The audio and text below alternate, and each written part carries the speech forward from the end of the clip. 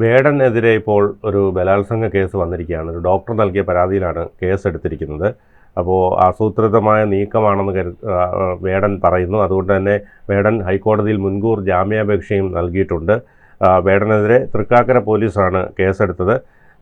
അപ്പോൾ ഇത് വിവാഹ വാഗ്ദാനം നൽകി പീഡിപ്പിച്ചെന്നാണ് കേസ്. 2021 ഓഗസ്റ്റ് മുതൽ 2023 മാർച്ച് വരെ വിവിധ സ്ഥലങ്ങളിലെത്തിച്ച് പീഡിപ്പിച്ചെന്നാണ് പരാതി. മയക്കുമരുന്ന് ഉപയോഗിച്ചായിരുന്നു പീഡനം. ഇന്നലെയാണ് യുവതിയുടെ പരാതി ലഭിച്ചതെന്നും കേസെടുത്ത് അന്വേഷണം ആരംഭിച്ചെന്നും തൃക്കാക്കര പോലീസ് പറഞ്ഞു. സാമൂഹ്യ മാധ്യമത്തിലൂടെയാണ് ഇരുവരും പരിചയപ്പെട്ടത്.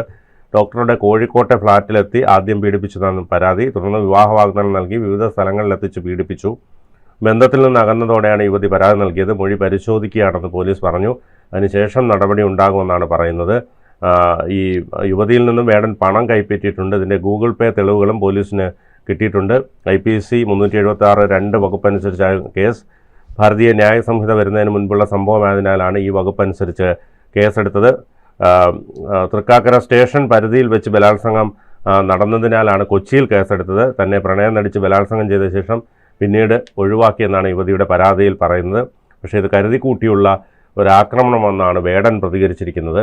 അപ്പോൾ അതുകൊണ്ട് തന്നെ ഇതിൽ ഇനി പോലീസാണ് അന്വേഷണം നടത്തേണ്ടത്. അതുമാത്രമല്ല 3 വർഷത്തോളം ഇവർ നല്ല സൗഹൃദത്തിലും പ്രണയത്തിലുമൊക്കെ ആയിരുന്നു എന്നാണ് പറയുന്നത്. ഏതായാലും തൃശ്ശൂരിൽ നിന്ന് പ്രസിദ്ധീകരിക്കുന്ന കേരളീയ മാസികയിൽ ഏതാനും മാസം മുമ്പ് വേടനെതിരെ പീഡനത്തിനിരയായ ഒരു യുവതി ചില വെളിപ്പെടുത്തലുകൾ നടത്തിയിരുന്നു. ഇത് ശ്രദ്ധയിൽപ്പെട്ടപ്പോൾ തനിക്കുണ്ടായതിന് സമാനമായ ക്രൂരമായ ലൈംഗിക ബന്ധത്തിൻ്റെ അനുഭവങ്ങളാണെന്ന് ബോധ്യമായി. സമാന ദുരനുഭവങ്ങൾ നേരിട്ട മറ്റു ചിലരോടും സംസാരിക്കാൻ തീരുമാനിച്ചതോടെയാണ് ഈ പരാതിയിലേക്ക് എത്താൻ പോയതെന്നാണ് പറയുന്നത്. പലയിടങ്ങളിൽ നിന്നായി കൂടുതൽ പരാതികൾ പുറത്തു വന്നേക്കാം. തൻ്റെ ബന്ധങ്ങളുടെ ബലത്തിൽ ഇതുവരെ പരാതിക്കാരെ പരോക്ഷമായി സമ്മർദ്ദത്തിലാക്കി നിർത്താൻ വേടന് കഴിഞ്ഞു. ഇത് പക്ഷേ പരാതിയായി പുറത്തു വരാൻ തുടങ്ങിയാൽ ഇപ്പോൾ സംരക്ഷിക്കുന്ന സർക്കാരിനും കൈവിടേണ്ടി വരും. തുടർച്ചയായ പീഡനശേഷം വിവാഹ വാഗ്ദാനത്തിൽ നിന്നും പിന്മാറി വേടൻ്റെ പിന്മാറ്റം തന്നെ ഡിപ്രഷനിലേക്ക് നയിച്ചുവെന്നും ആളുകൾ എങ്ങനെ പ്രതികരിക്കുമെന്ന് ഭയപ്പെട്ടാണ് ഇതുവരെ പരാതി നൽകാതിരുന്നതെന്നാണ് യുവതി പരാതിയിൽ പറയുന്നത്. നേരത്തെ പാട്ടിലൂടെ പ്രധാനമന്ത്രിയെ അധിക്ഷേപിച്ചെന്നാരോപിച്ച് വേടനെതിരെ പാലക്കാട് നഗരസഭാ കൗൺസിലർ മിനി കൃഷ്ണകുമാർ NIAയ്ക്കും ആഭ്യന്തര വകുപ്പിനും പരാതി നൽകിയിരുന്നു. മോദിയെ കപട ദേശീയവാദിയെന്നാണ് വേടൻ അവഹേളിച്ചത്. ഇതിനെക്കുറിച്ച് അന്വേഷിക്കണമെന്നാണ് പരാതിയിൽ ആവശ്യപ്പെട്ടത്. 4 വർഷം മുമ്പ് പുറത്തിറങ്ങിയ വേടൻ്റെ വോയിസ്ലെസ് എന്ന പാട്ടിൽ മോദിയെ അധിക്ഷേപിക്കുന്ന പരാമർശങ്ങൾ ഉണ്ടെന്നാണ് ആരോപണം. പൊതുവ്യക്തിത്വങ്ങളെ അധിക്ഷേപിക്കൽ, വിദ്വേഷം വളർത്തൽ, ജാതി വിവേചനം പ്രോത്സാഹിപ്പിക്കുന്ന ജാതി അധിഷ്ഠിത അപകീർത്തിപ്പെടുത്തൽ, അക്രമവും വിദ്വേഷവും വളർത്തുന്നതിന് ഡിജിറ്റൽ പ്ലാറ്റ്ഫോമുകളുടെ ഉപയോഗം തുടങ്ങിയവ ആരോപിച്ചാണ് പരാതി. ഇതിനൊപ്പം മയക്കുമരുന്ന് കേസിലും പുലിനഖ കേസിലും വേടൻ കുടുങ്ങിയിട്ടുണ്ട്. ഏതായാലും വേടനെതിരെ കരുതിക്കൂട്ടിയുള്ള ആക്രമണം നടക്കുന്നു ഉള്ളത് യാഥാർത്ഥ്യമാണ്. കാരണം വേടൻ ഇത്രയധികം ഒരു ഹൈപ്പ് സർക്കാരിൽ നിന്നടക്കം കിട്ടിയതോടെ വേടന് ശത്രുക്കളുടെ എണ്ണം കൂടിയിട്ടുണ്ട്. പക്ഷേ ഈ പരാതിയെ സംബന്ധിച്ച് ഇനി പോലീസാണ് അന്വേഷിക്കേണ്ടത്. അതിനുശേഷം മാത്രമേ കൂടുതൽ വിവരങ്ങൾ പുറത്തു വരും. ഈ കേസിൽ പോലീസ് ഇപ്പം ഇനി അന്വേഷിക്കാൻ പോകുന്നത് ഇവർ കൊടുത്ത പരാതിയിൽ പറഞ്ഞ കുറച്ച് ഡേറ്റുകളുണ്ട്. അതായത് ഇന്ന ദിവസം ഇന്ന സ്ഥലത്ത് വെച്ച് പീഡിപ്പിച്ചു എന്നുള്ളത്. അപ്പോൾ ഇനി അതിൻ്റെ മൊബൈൽ ഫോൺ ടവർ കേന്ദ്രീകരിച്ചും ഇവർ രണ്ടുപേരും ഒരുമിച്ചുണ്ടായിരുന്നു എന്നതൊക്കെ ഈ മൊബൈൽ ഫോണിൻ്റെ ബേസ് ചെയ്തിട്ടും പിന്നെ ഇവർ ഹോട്ടൽ മുറികളെടുത്തിട്ടുണ്ടെങ്കിൽ അവിടുത്തെ ചെക്ക് ലിസ്റ്റുകളൊക്കെ അന്വേഷിച്ച് ഇതെല്ലാം അന്വേഷിച്ച് തെളിവുകളെല്ലാം ശേഖരിച്ചതിന് ശേഷം മാത്രം വേടനെ അറസ്റ്റ് ചെയ്താൽ മതി എന്നൊരു തീരുമാനത്തിലേക്കാണ് ഇപ്പോൾ പോലീസ് എത്തിയിരിക്കുന്നത്. മറ്റൊന്നുമല്ല, നമുക്കറിയാം ഈ പുലിനഖ വിവാദത്തിൽ വേടനെ വനം വകുപ്പ് അറസ്റ്റ് ചെയ്തതുമായി ബന്ധപ്പെട്ടിട്ട് സർക്കാരിൽ നിന്ന് തന്നെ വനം വകുപ്പ് ഉദ്യോഗസ്ഥർക്ക് വലിയ തോതിൽ പഴി കേൾക്കേണ്ടി വന്നിരുന്നു. അപ്പോൾ ഇവിടെ ഉള്ള പോലീസ് ഉദ്യോഗസ്ഥന്മാർക്ക് അങ്ങനെ ഒരു പഴി കേൾക്കാൻ താല്പര്യമില്ലാത്തത് കൊണ്ട് അവരൊരു പ്രതിക്കൂട്ടിൽ നിൽക്കേണ്ടതില്ല എന്ന് മുൻകൂട്ടി കണക്കുകൂട്ടിക്കൊണ്ടാണ് ഇവരുടെ പരാതി സ്വീകരിച്ചു FIR ഇട്ടു. അതിൽ വകുപ്പുകളൊക്കെ ചുമത്തിയേക്കുന്നത് വലിയ വകുപ്പുകളൊക്കെ തന്നെയാണ്, വലിയ കുറ്റത്തിനുള്ള വകുപ്പുകളൊക്കെ ഉണ്ട്. അപ്പോൾ അങ്ങനെയുള്ള വകുപ്പുകളൊക്കെ ചുമത്തി. പക്ഷേ ഇത് ഇനി അന്വേഷിച്ച് തെളിവുകളെല്ലാം ശേഖരിച്ചതിന് ശേഷം മാത്രം അറസ്റ്റിലേക്ക് നീങ്ങിയാൽ മതി എന്നാണ് പറഞ്ഞിരിക്കുന്നത്.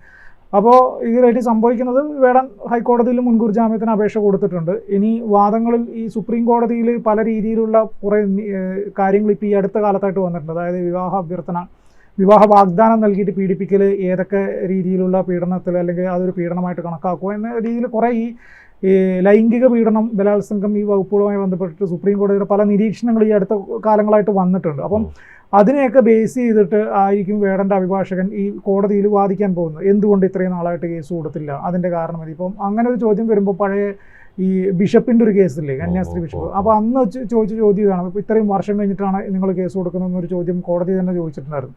അതൊക്കെ ഇതിനകത്തേക്ക് വരും. കാരണം ഇങ്ങനെയുള്ള ഒരു കേസാകുമ്പം സമാനമായ രീതിയിൽ കോടതിയുടെ പല നിരീക്ഷണങ്ങളും പരാമർശങ്ങളും ഇതിന് മുമ്പുണ്ടോ എന്നുള്ളത് പരിശോധിച്ചിട്ടാണ് ഈ കേസ് സ്വാഭാവികമായിട്ടും ഹൈക്കോടതിയിലാണ്, ഹൈക്കോടതിയിൽ അഭിഭാഷകൻ വാദിക്കുക ഈ മുൻകൂർ ജാമ്യത്തിൻ്റെ സമയത്ത് പോലും. അപ്പോൾ അങ്ങനെ വരുമ്പോൾ ഈ വേടൻ്റെ കേസിൽ ഇവർ ഈ പറയണത് 2023 ഉപേക്ഷിച്ചതെന്ന് പറഞ്ഞു. ഇതിപ്പോൾ 2025 പകുതി കഴിഞ്ഞു.